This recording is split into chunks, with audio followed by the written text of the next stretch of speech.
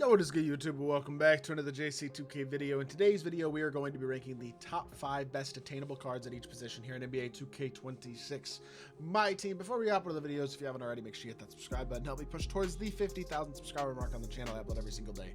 Multiple videos a day. We'd really appreciate it if y'all do subscribe. Without further ado, let's get into it. I got 25 different cards on this list. No repetition at different positions. Like a guy like Alex Sarma maybe could go at both power forward and center, but I only included him at one of the two. So 25 different cards in this list.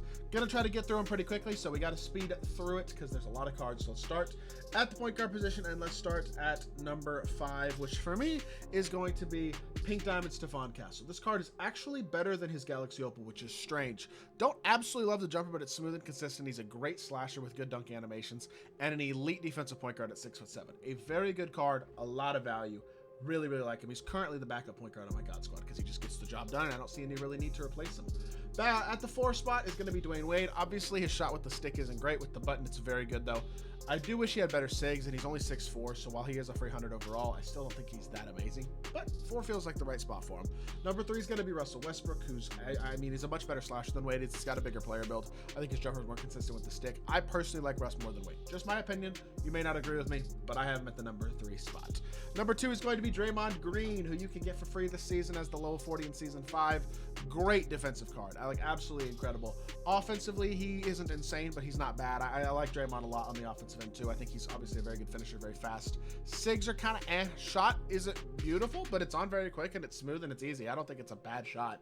Like, overall, he's very solid. I like him a lot. But I don't have him number 1 because of Cade Cunningham, who I think, while he is on that borderline of the price, the 500,000 MT price point that I generally use as the cap for these attainable lists, he is absolutely amazing, and I have seen him end under 500K. Now, is he consistently under 500K? That one is close, but I think he's worth including on the list nonetheless, because if you're looking for a top-tier point guard for this type of price range, Cade Cunningham is kind of the guy, and I think he's better than all these other guys are, because honestly, he's got better SIGs than all of them have. His shot's really good. His player build is big. He's a really good card. Big fan of Cade in my team.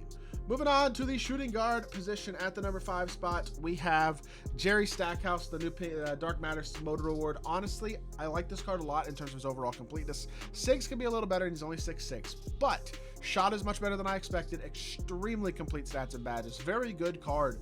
Some people will probably be surprised at me having him at number 5, but I gotta say, I think the shooting guard position is loaded. For example, like Harrison Barnes at number 4.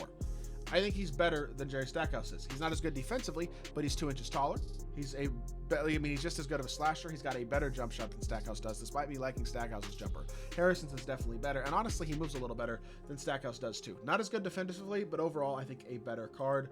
Number 3 is going to be a card that y'all know I like a ton, which is Denny Avdia. Doesn't have insane SIGs or a unreal jumper, but he's a very good finisher. He's 6'9". He's unbelievably switchable defensively. 94 rebounding as well, so he plays just so big at shooting guard, which I think is extremely valuable. And if you're looking for that style of card, Denny Avdia is your guy.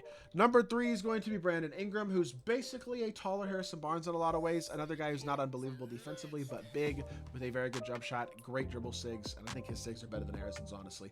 And extremely quality slashing ability. I really like BI. He's an absolute dog. You could put either this or his Pink Diamond here, honestly, because the Pink Diamond's pretty close to the same card, basically. But yeah, I think BI at number 2 makes sense. That being said, number 1 is going to be Galaxy Opal Kawhi Leonard. Another guy who kind of like Cade Cunningham is a little borderline price-wise. BI is also a little borderline price-wise, but I think both these guys are currently under 500,000 MT, at least from what I checked earlier today. And I think they both deserve to be on this list. Really good cards from the All-Star drop. The top 3 are all All-Star cards at the shooting guard position. The small forward position is going to start off with Jaden McDaniels, who is just solid, man. Great defensively, very smooth jumper, great slasher with a very good release, and very good dunk animations as well. That being said, basic SIGs, not great. I think it holds him back a bit. As much as I like the card, that is kind of a killer, and that's why he's only number 5. It's also the same reason why Danny Manning is only number 4. 6'10" with a very good jump shot, but no real movement ability whatsoever. Caps a card. It just does. And so that's why Danny Manning slides in at that number 4 spot on this list, whereas a guy like Cam Boozer, who's not as complete as Danny Manning is, but gives you more versatility off the dribble and stuff. Obviously, I'm talking about his Opal, not his Diamond, but he's not as complete as Danny Manning is, but his shot is just as good. if not even maybe even better, and he moves better than Danny Manning does. More of a threat off the dribble. I think they're very close. I think you could definitely flip those two guys, but I'm going to go Boozer at number 3. Number 2 is still going to be Pink Diamond LeBron James. I just think LeBron gives you so much in terms of high-level jumper, great slasher, great defender, still does so many things well, and his SIGs, while not insane, at least are basic SIGs, that I think he has to still be number 2. That being said, number 1's not that difficult in this position. Tom Chambers is the best attainable shooting guard or small forward in the game, and it's really not that close. He's an absolutely amazing card. Does everything well, besides, I guess, elite defense, but he's so good. I really like this Tom Chambers a ton. Definitely a guy who has no issue. I have no issues whatsoever putting at the number 1 spot. At small forward. Power forward, I gotta say, I couldn't decide on number 5, so I went Khalil Ware. 7-footer, great defensively, great speed, great finisher. Just animates really well. Really solid card. I couldn't decide who to put here, so I felt like Khalil is a really solid option at the 5. At the 4 spot is going to be KG. If the jumper was better, he'd be an absolute menace. Probably very high on this list if he had an elite shot, but unfortunately, he doesn't, and that is the thing that holds back what is otherwise an absolute dog defensively, athletically, all that type of stuff. But it's why he's only number 4. Number 3 is going to be Serge Ibaka from this recent All-Star Festival. Absolutely elite big with a very smooth jumper, elite dunking, elite defense, great speed, good size, all that type of stuff. He's an absolute stud. But 2K did just drop 2 power forwards that I think are better than him this past week in the Season 5 rewards. Number 1, Nick Collison with KD escape and a great jumper as well as really nice stats and badges is the best Ascension reward we've gotten in a very long time in my team. He is an absolute dog. Really good card. And then number 1 is Bill Walton, who's another elite mode reward here from Season 5. Really good jump shot, super fast, super easy, and he's also a great defensive option. Has Kyrie escape as well, which can be super cheesy. I mean, this card is an absolute beast, and he deserves to be number 1 on this list. I think Walton is an absolute stud. And then you move on to the center position. I'm not going to lie, I forgot I was looking at some players' numbers and stuff, but at the 5, this was, I would say, probably the toughest position to rank overall because of how many, like, new and interesting cards there are at center, but I decided to go Yang Hansen at number 5. He's 7'2". His shot's not amazing, but it's knocked down wide open. He's very good defensively. He's an elite rebounder, which his Amethyst is not, and far more complete stat and badge-wise than his Amethyst is as well. Definitely a very good card, but I think I can't go higher than 5. Number 4, I went Ayton, who's, again, right around 500,000 MT, so kind of expensive, but Kemba escape on a 7-footer with a big player build and great finishing ability is still really, really good. I think this Ayton card is a beast. The number 3 spot is Chet Holmgren, who is bigger than Ayton is.